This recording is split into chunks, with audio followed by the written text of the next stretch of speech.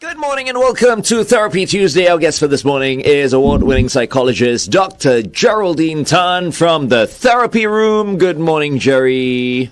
Good morning. Good morning, Dr. Jerry. You're all sunshine as usual? Do we have sunshine today? It's very cloudy and the clouds are really dark.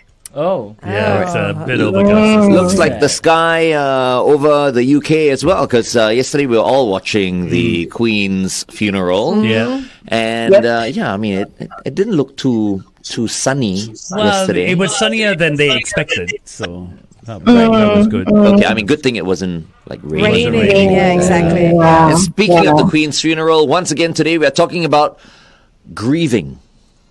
Yes, we are. Are we not? are just staying in that somber mood for a little bit. Yes. Well, there's still 10 days of mourning after the Queen's burial, so. Yeah. Right. Yeah. Okay. In the UK. So specifically, we're talking about memories in grief. Yes. So sometimes we mourn for something and we give it a time frame, but memories last forever. And a lot of people don't realize, but memories can evoke grief. Yeah. And some people never get over the death of a loved one.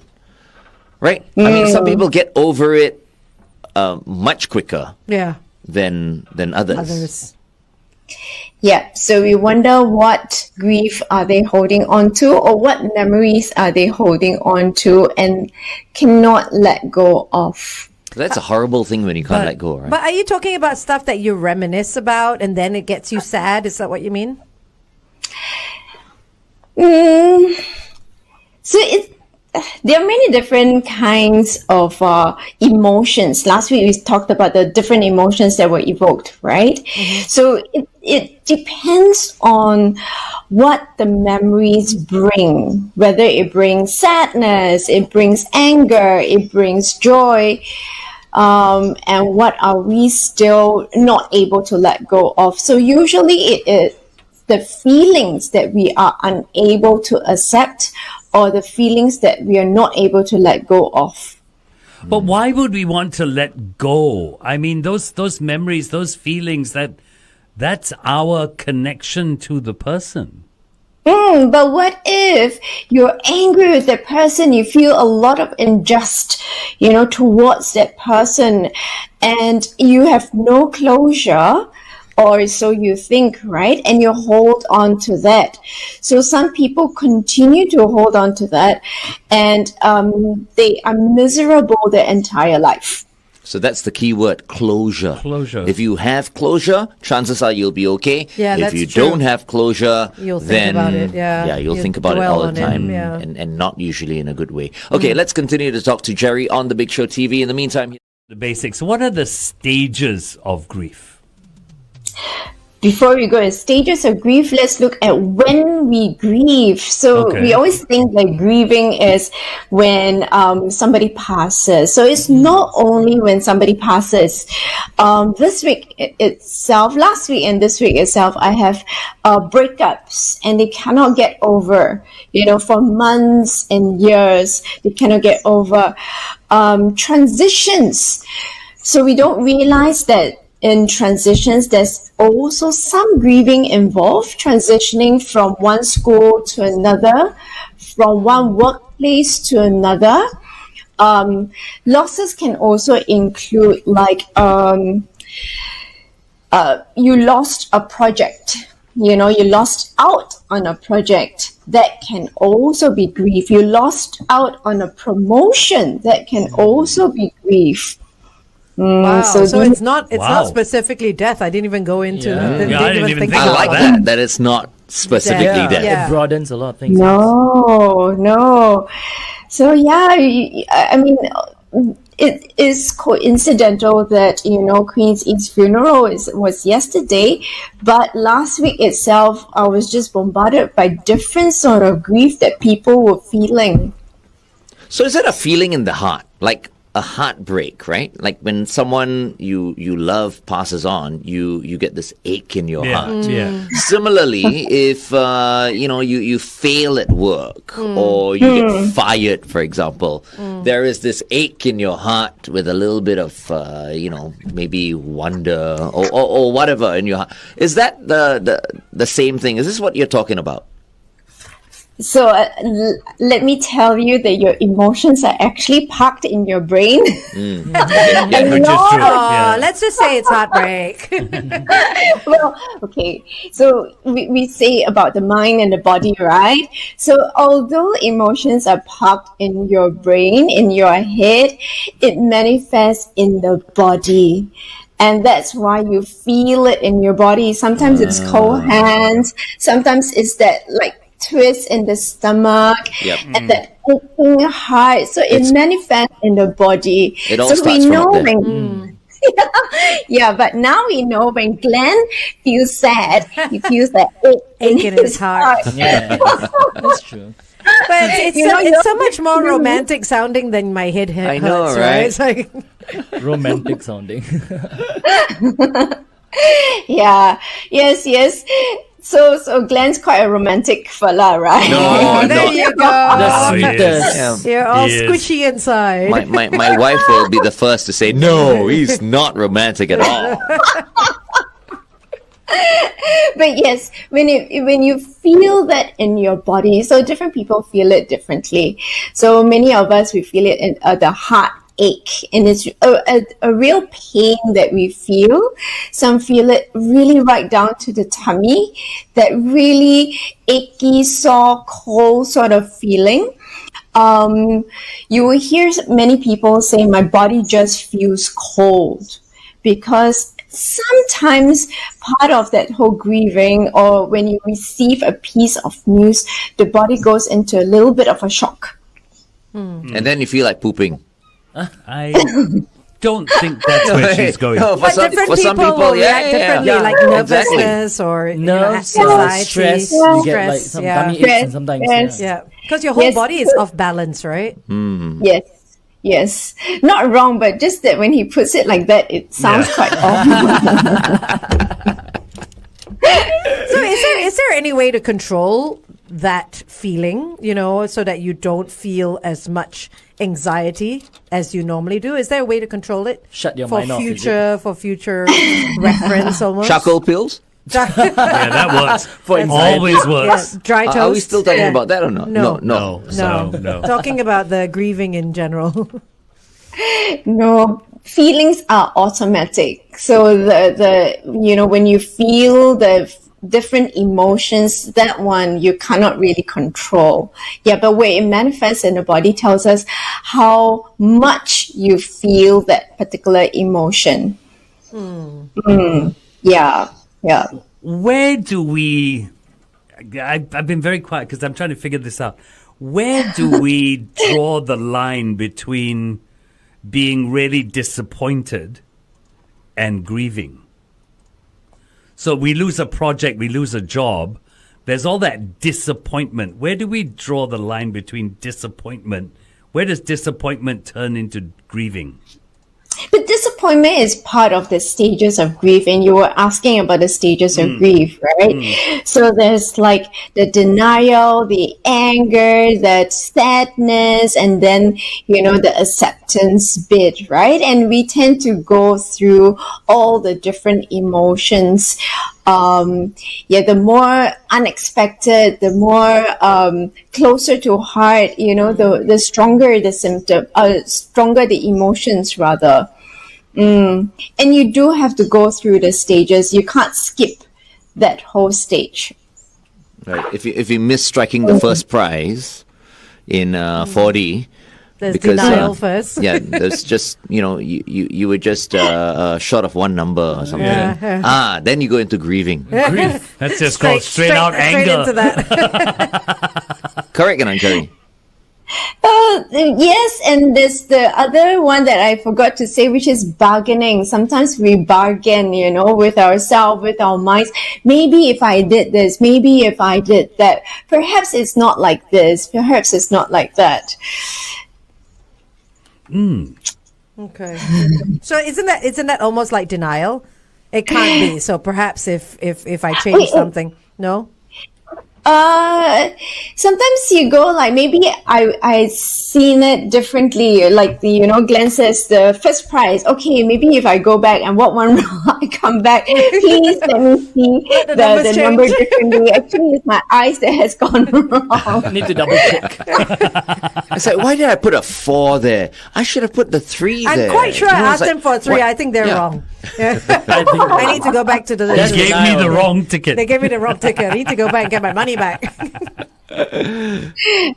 Yeah, so there's a little bit of bargaining there. There is that denial that we kind of don't want to see reality as is. Yeah, but this is where it's so important to just let it go, and don't keep harping on it and regretting, what could have been. You know what I mean? Yes. It's done. Move on. If not, you just feel disappointed Not for a everyone long But period. Jerry, that, though. that's easier said than done. Yeah, it is easier said than done. So letting go is letting go of the negative emotions and negative parts. Most of the time is also forgiveness of self, forgiveness of the other person.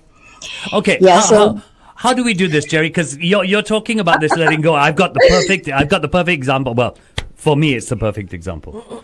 When my family split up and whatever, my mum and myself and my sister were here. My mum and my sister migrate to Australia, and I was given the choice: migrate to Australia or stay here. Right. And I stayed here.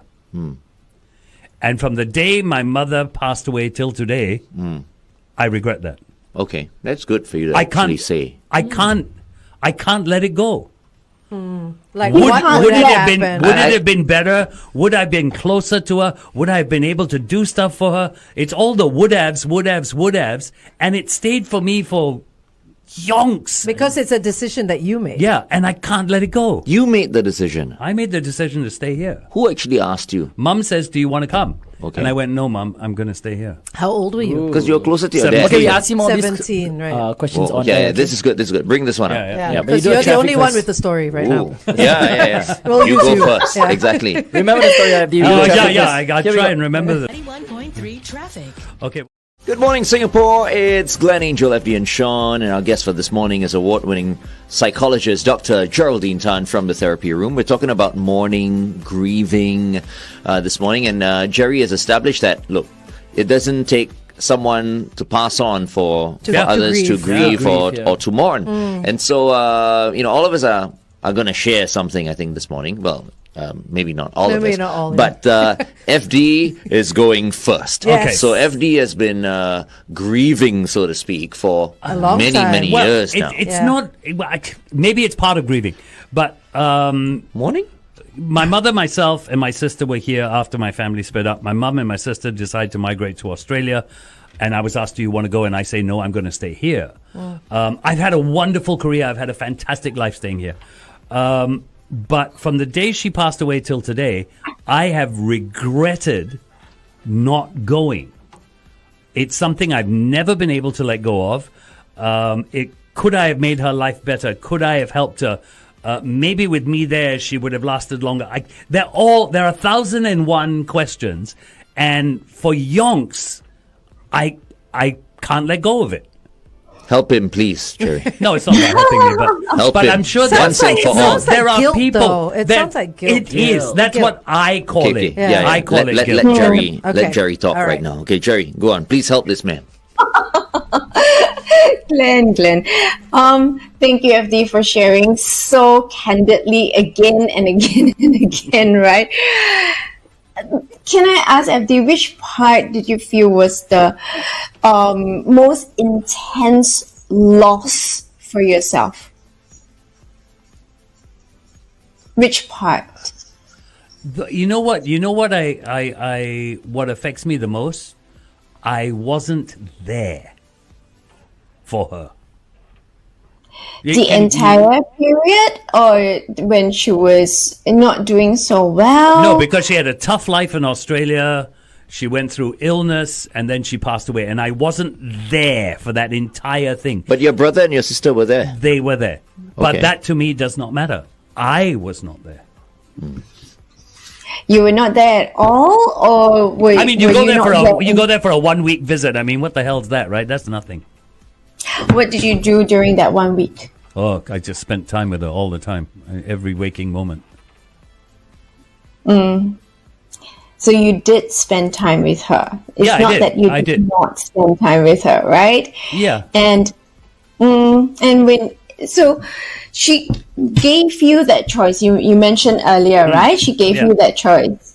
She Yeah. asked you, and she accepted your choice. Yeah. So mom I- accepted. There was no issue with that, and you chose to stay in Singapore. Yes. Isn't it almost? I'm listening to you now, and it's It doesn't almost like sound so good. It almost sounds like I did not accept my choice. Yeah. So That's what it is. Yeah, and it's the loss, your perceived loss of time. So it's a perception, FD, that perceived loss of time. Whoever said that if you were there, that you can spend 24/7 with her. Yeah. But when you spent that 1 week and then another week with her and another week, it was 24/7 with her. So all that added up could have been more time that he would have spent if he were physically there. Because who's to say that he was going to You'd be working. You'd be yeah, doing all kinds you'd of have other your things. own life. You Yeah. you'd get married and stuff like that. True. True. But you see, your brother and your sister went, and you stayed. Yeah. But it wasn't about them. It not wasn't being about there them. or being there. It was about This is him. about Not- me. Yeah, old were it's you? not their 17. choice. Ah. Yeah. I was 17 when I made that decision. 17 some more. I would have gone to Australia. No, and man. I'm sure That's you, right. you No, but you didn't didn't have to do feel national service. this Oh, is it? loss Oh, until yeah, much later, right? Not when you were 17. Obviously, 17, 20s, you were loss, living your life. The and- loss came in after she left. After she left, yeah. Right. Yeah. And which part of Australia? Sydney. Sydney some more. Not that it was Perth. Perth, I would have said no. Sydney, definitely I would have said yes. Anyway, let's continue to talk to Jerry on the Big Show TV. Up next, here's Pink, A Million. You just had your first therapy session with Dr. Jerry. That's very interesting. Send you the bill later. Yeah, send me the bill. Jerry, Raymond has come onto our Facebook page and said, FD, even if you spent another 3 months with her 24/7, you'd still have regrets because Yeah. nothing is ever enough. How do we deal with that thought when we're grieving? Nothing is ever enough. It's always enough. As long as it's good enough for you. Because when you made that decision to stay in Singapore, it was good enough for mom. And she accepted it. And she chose, if not, she would have said, no choice, come with me. Yeah, that's true. Which is That's true. true. Yeah, I that feel is like true. maybe she should have said that. No, Mark, you are coming with us. No, but then I would have had other regrets because I would never have had to work with you. But she No, you wouldn't clearly, have known. but she clearly And I thought would- that you were old enough to make stand that on your own decision. 2 feet and Yeah. make that decision. Yeah. You were matured enough to do that. Yeah. She trusted you, so you should Yeah. trust yourself. Yeah. Hard thing Yeah. to do, Trust though. her choice. Hard I mean, thing look to at do. where you are now. That's true. right. You know? That's true. So, Okay, somebody Mom- else share. Maybe you Hello. would have I been have no you would have stories. been a politician in Could have been Australia. a pastor as well. Yeah. Greece, yeah. Maybe So you would have wait- been Prime Minister of Australia. And then you wouldn't have had your 4 children. See, you're here for a reason. That's true. Yeah. Because anyway, you And your don't even look Singaporean. Yeah. Go ahead, stop it. Poking and poking. Where's this going, Jerry? Where's this So going? we haven't completed FD, so rather than holding on to guilt, which is what you're holding on to, tell me a nice memory with, the weeks that you have spent with mom. Tell me a nice memory that you hold on to until today. Oh, that's easy. There is a little park about half an hour from my sister's house. And we always used to go up to my sister's house when I was in Sydney. And we used to go to this park, and it was on a cliff, and it overlooked the sea and this beach town. And we used to spend hours there, just sitting. Not even necessarily talking. We were just sitting there. See what you missed out on? Stop making Thanks, him feel guilty. Here in Singapore, looking out of his flat, Chua Chu Kang. I say army training center. That is a memory. Chicken farm with the smell of chicken poop. Yeah, that's true. Don't listen to Glenn now. I'm not. Listen to my voice. Listen To my Johnny hypnotize voice. you. So it's a beautiful, such a serene memory and precious moments with her, right? True. So grief is activated by happy memories. What you were telling me was not grief, that was guilt. And that guilt can eat you up. Grief is actually activated by happy memories where you still hold on to those even when they are not here and you celebrate them. Right. And this is why Dr. Jerry is an award-winning psychologist. Yeah, absolutely. You see how she just turned that around? I know. Yeah. Right? But if you were in Relax, Sydney well and you done. were a radio DJ over there, you'll be a millionaire 10 times over. That's true. So Yeah, that's Even true. if I walk down that He Rather- may not have rather been than called your- the Flying Dutchman either. Yeah. Rather than your $50 an hour right now. so much are you making? Sean's like, what? $50 an He's hour. like, double digits? Is that what y'all are getting? $7. $7 an hour? You go see Pizza Lobang. Trying to ask for 50-cent raise. No.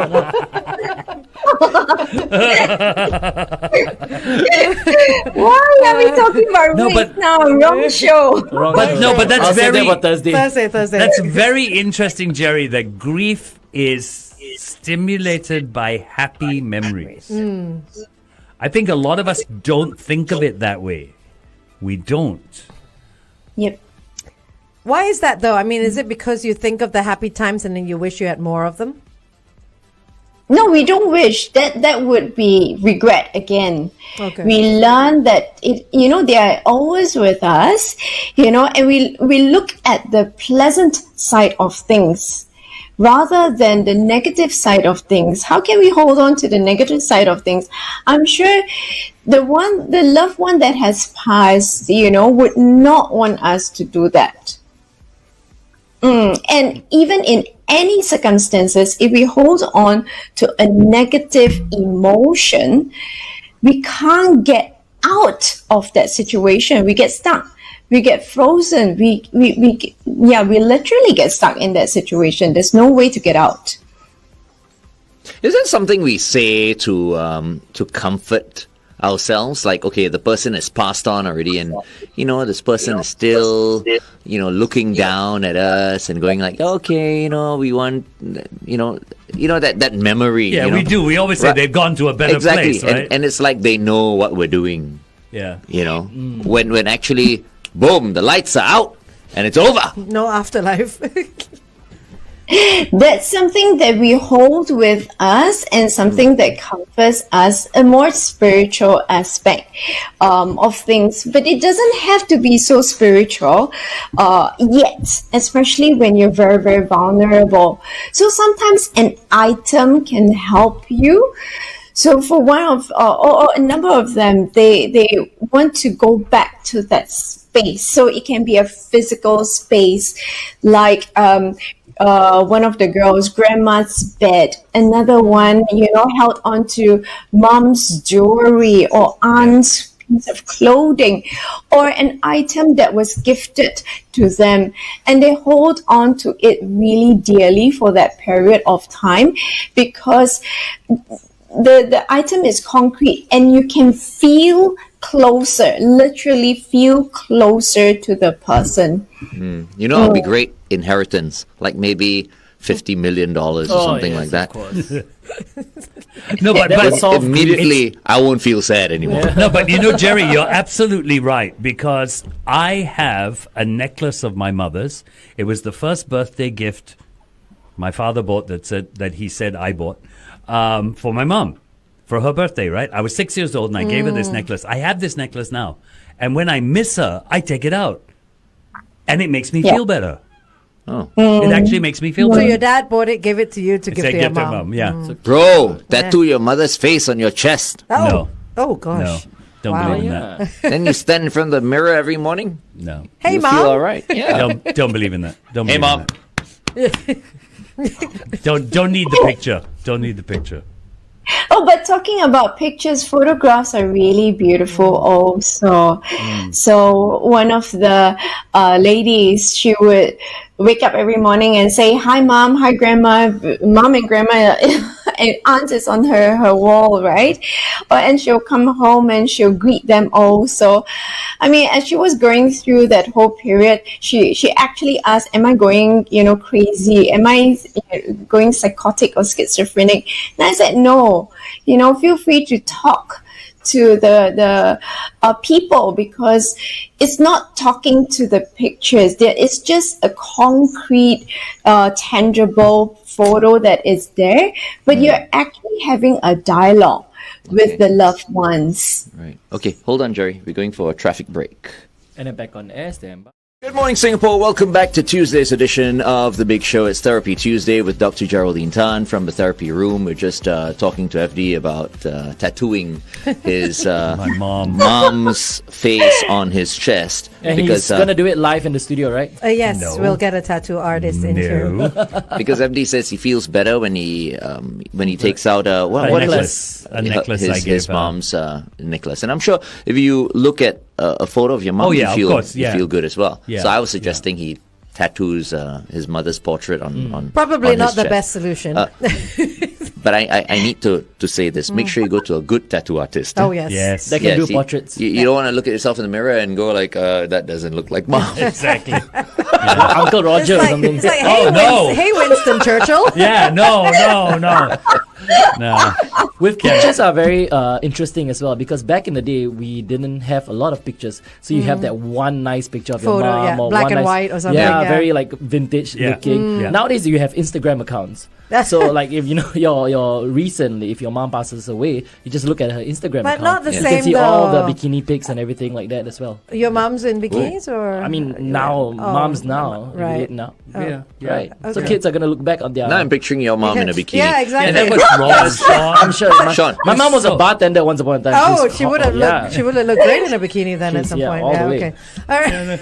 Yeah, I'm I not saw sure someone which the other way day this- with a tattoo of his late dog on him. That's Ah, okay. Yeah. What? What? Really? Why not? I mean, anyone can Animals tattoo are okay, anything on their arms. I mean, have a why do bear. you get the tattoos that you get?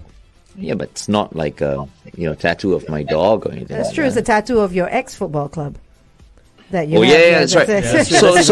So I was talking to my wife about this. Right? I said, should I just cover the Manchester United tattoo? With And she Everton. says, no, don't. So I'm thinking like I should put the I should get a Everton tattoo done next to my Manchester United. Okay. So when he changes Tattoo. club again, then Yes, and it's just right next to around it. the- Yeah. So So I should have so he has two the option. Everton tattoos then. Anyway, back to don't know Dr. the conversation Jerry. got Yes, there. back to Dr. Jerry. We're It's Angel's fault. She brought up this whole tattoo thing. Sure, I did. That's okay. So we're talking about grief, but Dr. Jerry, like earlier, you said grief is not just about death. It could also be about any sort of heartbreak, like losing a loved one in terms of breaking up with them, or losing a project at work. How do we deal with stuff like that? Retirement. Wow. Okay. Or Yeah. losing your iPhone for Or the fourth time. Oh, I'll wow. tell you. I'll tell you yes, where yeah. I think a lot of grief is in Singapore today, because it's a growing industry. Losing your pet. Losing Okay. your Yes, yes. of course. That's yeah. major. Okay. Yeah. Now Jerry doesn't know what she should be talking about. Yeah, really no, right I'm now. just saying. So to answer Yeah, your your question, right? I mean, you posed a question to Jerry just now. Right? No, I don't think there was a question. I think more No. like if we can talk about the other sort of grief, not Yeah. so much of a death, Death. but of losing something. And we can continue that conversation on the Big Show TV. Wow. Yes, Have we been were. talking? Dr. Jerry, we're talking about other kinds of grief, other Yeah. kinds of losses. So I have an interesting one for breakup. So a lot of now I get very confused with the younger generation. Come on, But for breakup, I would say throw away everything. Throw away Burn everything. it. Burn everything. Yeah, exactly. It's true. I don't know, Shaun, please help me out here. Yeah. I can also help you out. Yeah, no, throw away everything. I'm very good when it comes to breakups. Always have been good. But you're not sentimental that way. Yeah, Some you're not people are very sentimental. sentimental. Yeah, they want to Yeah. hold on to things and all that. Yeah. Well, the thing is, why I'm confused with breakups, the modern breakups, is sometimes they break up and they continue to be friends. They continue to take each other. But that's you okay. know, and then they start to feel jealous when the this person speaks with another person, or they feel that sense of prolonged or protracted sort of loss, and they ask, oh, so what do I do about it? But you're talking to the person every day. Yeah, I'm talking to the person every day, but not as boyfriend, girlfriend. And I get a bit confused with that. Shaun is thinking now. Yeah. So that one is a bit confusing, a lot confusing for myself. Yeah. Some people can handle it. Some people can't. Some people are just in denial. You know, it's a different intensity. Certain Yes. relationships, you know, Yes. some Yeah. relationships are not so intense, wasn't so deep. You can still be friends. True. You know, but the more intense ones, the more the deeper the relationships, connection, and then after you break up, and then both are kind of in denial, and they're saying, yeah, we're not together, but then again, they're actually together. I think it's very individual, though. Yeah. I mean, I think I've seen some deep and long relationships that have gone on to become still friends. You know, just because life has taken them in different directions, and you know, the relationship is done, but they don't want to be done being in each other's Yeah, lives. that's if both of them feel the same way. Yeah, Truly exactly. Both of amicable. them. A truly amicable breakup. Yeah, both I of them have to. I think what feel Glenn said was correct, is the intensity. Because nowadays with swipe dating culture is very different. You sometimes can date someone for like 3 months, 6 months, and then you're just like, okay, I'll move on to somebody else. Because you are still talking to like different Swipe people. dating culture. Yeah, so like Wow, with is that what they call it? Yeah, so Yeah, like we with do. the landscape, the dating landscape now, it's not like you meet someone and then, okay, we're dating, so the two of us are very exclusive Yeah. together. And this is how we build our life. It's like, Yeah. I'm dating you, but I'm also dating her. I'm Yeah. also dating this other Yeah. person. I'm also seeing somebody else. So we see how which one is more intense. It's the like connection. Monday I'm dating Janice, Tuesday I'm dating Sandy, Wednesday I'm dating Tom. Is that considered polyamorous though? I mean, or is it just considered having open relationships? Not even relationships, because none not none really. of them you will say we're It's my exclusive boyfriend, together, right, or my okay. boyfriend. We're just dating. We're hanging out, getting to know each other. Wow, what Yeah. a different time we grow Which up is very in. horrible because it dehumanizes people a lot. Yeah, And it becomes, this is going to go Yeah. downhill very fast. It is. Uh-oh, Jerry's So going to it go makes downhill it very fast. confusing. Like, that means a lot. That means a lot of money for Dr. Jerry in the future, because all these people are going to come to her and say, "What do I do now?" Yeah, but the losses are not that the end loss, you know. It's like, oh, it's a little bit of pain here, a little bit of pain there, but it's not a the end loss. So if you're looking at a retirement, it's a the end loss. If you're getting fired, it's a the end loss. Death is a the end loss. You know, there's a definitive end point there, rather than a blurred line where then, you know, the stages of grief cannot continue because you don't know what to do with every other emotion that comes into play, right? Yeah. So we're looking at the point where it's being cut off and there's no longer a forward movement anymore. Oh, a solid line. Jerry, we've got a question on Facebook that's going to veer this conversation in a slightly different direction. I like it. We have been talking about, and I take it when you talk children and relationships, we're talking about teens, late teens, you know. Raymond asked the question, how do we help children grieve? Because children grieve. How old are these children? Young kids. You're talking Hey, about even like losing... PSLE people, kids. Yeah, you're taking talking PSLE primary. and they You're fail talking or about whatever. yes, exactly. Or they lose a grandparent, or they lose a pet. How do you help children grieve? Yeah, so grief for different people can manifest differently. And for children, they are not the boo-hoo-hoo sort of grieving, They can scream, they can shout. But when it comes to grieving, it's so intense and overwhelming that they tend to be silent grievers. So they're very quiet in terms of their grieving. And we don't know what exactly they are thinking.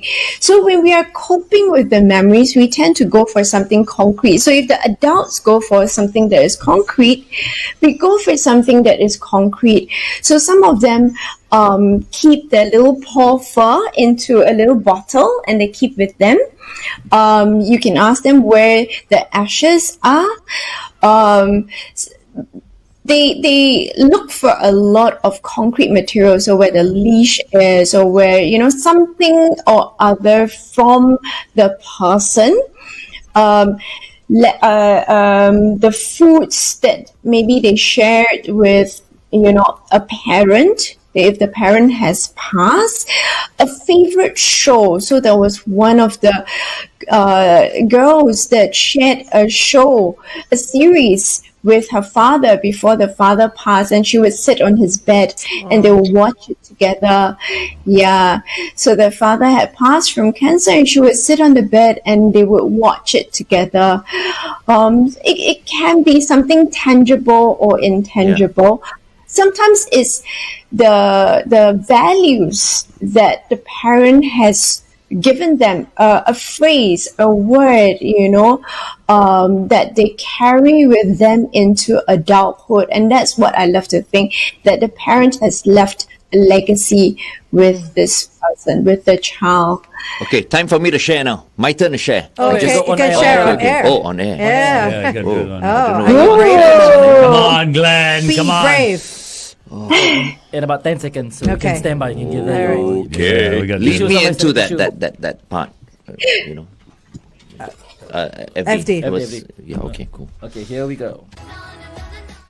Good morning, Singapore. Thank you so much for having us on this very cool Tuesday morning. I think it's raining in a few parts of Singapore. It's raining in Orchard, that's for sure. I can see through Jerry's window right now. Apparently, it's cloudy and it's rain's coming down. Apparently it's pouring in Toa Payoh. I apologize in advance for my weather report. Your weather report is always a bit off. That's true. So nobody really listens to what I say. It's not Angel's fault though. Oh, they're commenting what? They're commenting, Angel, you said it was going to be hot. Yeah. I did not say it was going to be hot. I said cloudy. Cloudy often leads to rain, and I always tell you to take your umbrella with you. She's reading off the NEA site. Yes, so it's not mine doing. Oh, yeah, so it's not Angel. No, it's like what's going on? I make this stuff up? What's going on with the Met service and the person in charge of the Met service? Everybody inaccurate. I think the head of the Met service should be removed. Yes, okay, fire him. He really needs somebody's couch now. What? No, we were talking about how we help children grieve with physical, tangible and non-tangible items. And then Glenn said, I want to share. Yeah, so I guess Glenn's inner child is going to come out now. Okay, Glenn, please share. So I lost my godpa when I was relatively young. Okay? And I remember my mom coming up to me and asking me, if I was okay. Right, so I said, "No, Mom, I'm very sad," because we were quite close, right?